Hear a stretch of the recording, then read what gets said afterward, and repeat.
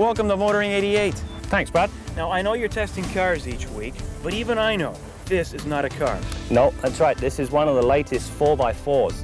It's the fastest growing segment in the industry right now. That was back in 1988, our very first program with Graham talking about a fast-growing segment known as SUVs. Well, 32 years later, you can't keep them on the lot. They have become a cash cow for car makers. Now, you know me, I'm a little weary of it. I mean, just a few weeks back, I was driving the Volvo V60. You couldn't wipe the smile off my face. Not because it was a Volvo, because it was a station wagon. It actually stood out on the road, had 4 doors and a hatch, just like an SUV.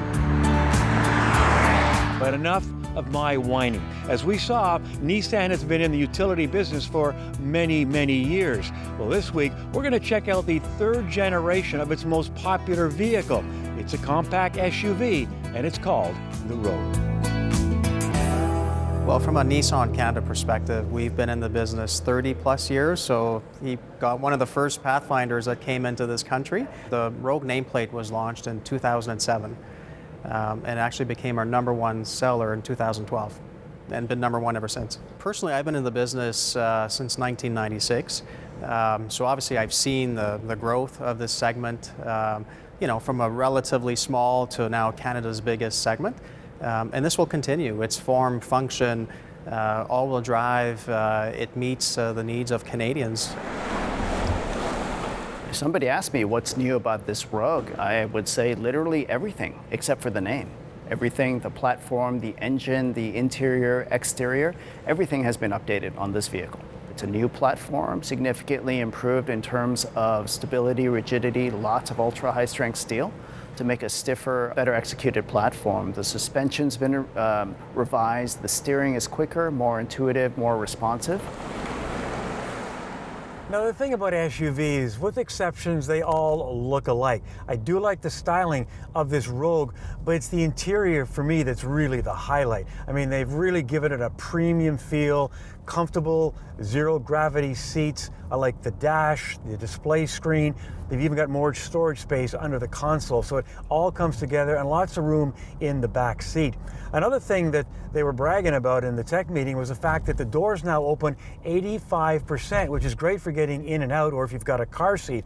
However, there are challenges. If you're in a parking lot and it's kind of tight, be very careful. And if you're like me and you've got short arms, well, it can be challenging.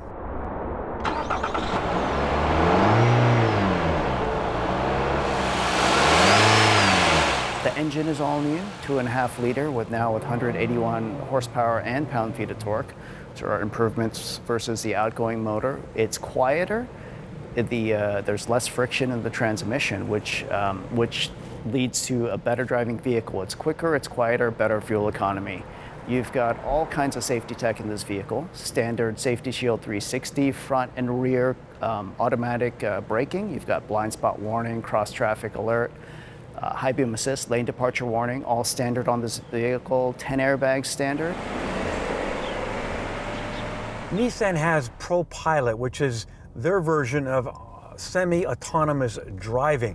They say this one is the best one yet because they've been listening to customers with questions like, I need something that when I go into a corner, it will see the corner and slow the car down. It's called a brake. However, one thing I do like about this ProPilot concerns speed limits, which of course can be costly. And a lot of towns now have photo radar, especially in school zones, which is good. But basically, it alerts you to when the speed changes, and it will either automatically slow you down or just let you know so you can slow down yourself. We talked about reinventing the wheel, which is not what we tried to do, but we certainly made it a smoother, better looking, and better performing wheel.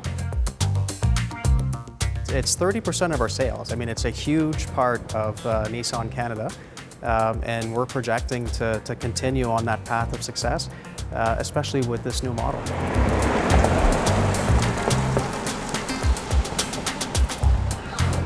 So here's the question. Where were you 32 years ago? I know some of you weren't even a glint in your father's eye. As for me, well, I was in diapers but found time to get Motoring TV off the ground. And today I like to think we've got one of the best automotive video libraries in the world.